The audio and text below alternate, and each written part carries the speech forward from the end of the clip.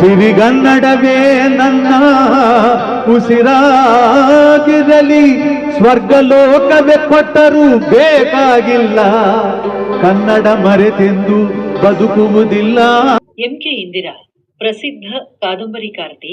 ಸರಳ ನಿರೂಪಣೆ, ಗಟ್ಟಿತನ, ವಿಷಯ, ವಸ್ತು, ಸಾಮಾಜಿಕ ಸಂಗತಿಗಳನ್ನ ಅವರು ಮುಟ್ಟುತ್ತಿದ್ದ ಪರಿ ಇದೆಲ್ಲ ಅವರನ್ನು ವಿಶಿಷ್ಟವನ್ನಾಗಿಸಿತು. ಗೆಜ್ಜೆ ಪೂಜೆ, ಪಣಿಯಮ್ಮ, ಗಿರಿಬಾಲೆ ಇವೆಲ್ಲ ಚಲನಚಿತ್ರವಾದ ಅವರ ಕೃತಿಗಳು. ಎಂಕೆ ಇಂದಿರಾ ಅವರ ಧ್ವನಿಯನ್ನ ಆಲಿಸೋಣ. ನಿಮ್ಮ ಸಂದರ್ಶನ ನೀವೇ ಕಳಿಸಿ ಅಂತ ಬರೆದಿದ್ರು ಗಂಗೂಳಾಚಾರ್ಯ.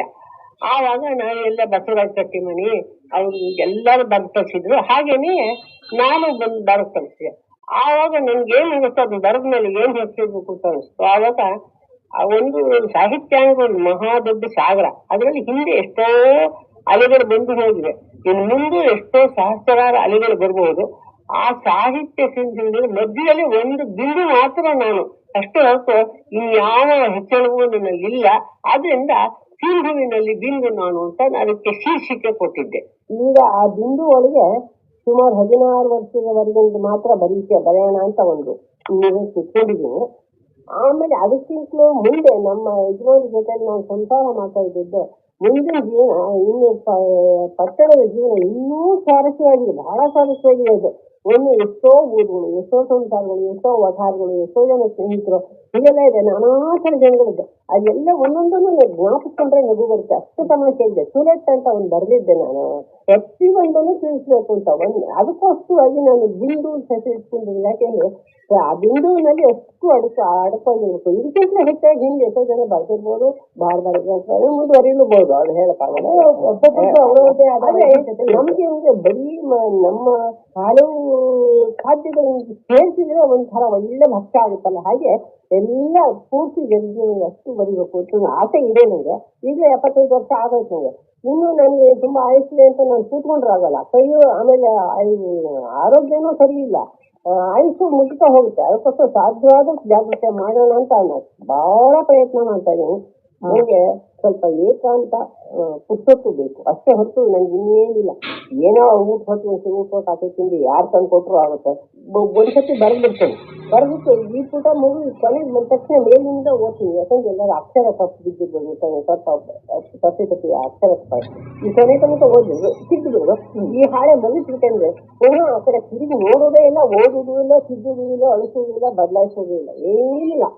ಒಂದು ಉದಾಹರಣೆ ಹೇಳ್ತೀನಿ. ಸದಾನಂದ ಕಾದಂಬರಿ ಬರೀತಾ ಇದ್ದೇನೆ ನಾನು. ಸದಾನಂದ ರಾಜು ಇಬ್ರು ಬೊಂಬಾಯಿ ಹೊರಡ್ತಾರೆ. ಬೊಂಬಾಯಿ ಹೊರಟಾಗ ಇವನು ಮಂಗಳೂರಿಗೆ ಬರ್ತಾನೆ. ಯಾರು?